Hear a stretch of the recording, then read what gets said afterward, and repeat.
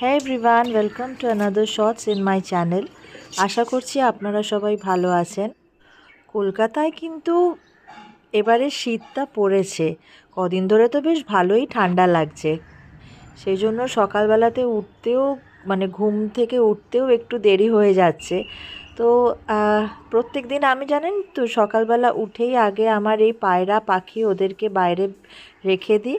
আর বাইরে আমি একটা বাইরেকার পাখিদের খাবার জন্যে একটা ট্রে আর একটু জল রেখে দিয়েছি, যে ওই ট্রের মধ্যে আমি চেষ্টা করি প্রত্যেক দিন ওদেরকে এক মুঠো করে পাখির দানা দিয়ে দিতে। যখনই ওটা শেষ হতে থাকে আমি তখনই ওখানে আবার ওদের জন্য খাবার দিয়ে দিই। তারপরে আমি একেবারে ছাদে গিয়ে গাছে জল দিয়ে ঠাকুর পুজোর জন্য ফুল তুলে নিয়ে নিচে নেমে আসি।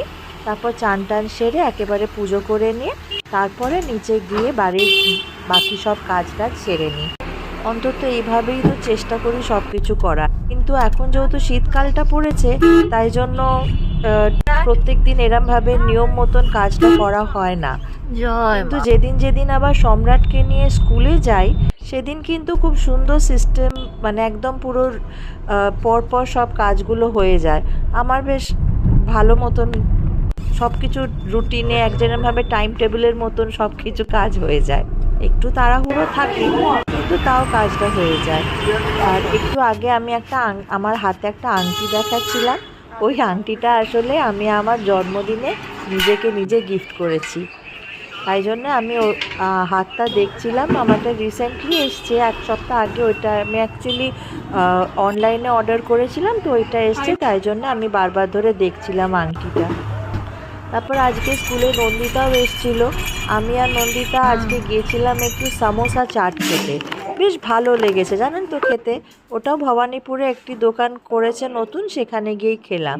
তারপরে ওখান থেকে আবার সম্রাটকে স্কুল থেকে নিয়ে বাড়ি চলে এলাম। বাড়িতে এসে তো লাঞ্চ সেরে নিলাম। আর আজকে চেন্নাই এক্সপ্রেস দিয়েছিল।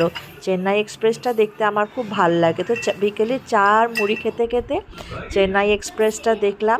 আর আজকে আমি রাতে বানিয়েছিলাম পালক পনির। আর পালক পনিরটা খেতে পালক পনির আর রুটি, এটা ছিল আমার ডিনারের খাবার। আর ডিনারের সময় আমি তো ভীষণভাবেই বিগ বসটা দেখি। আপনারা কে কে দেখেন অবশ্যই জানাবেন।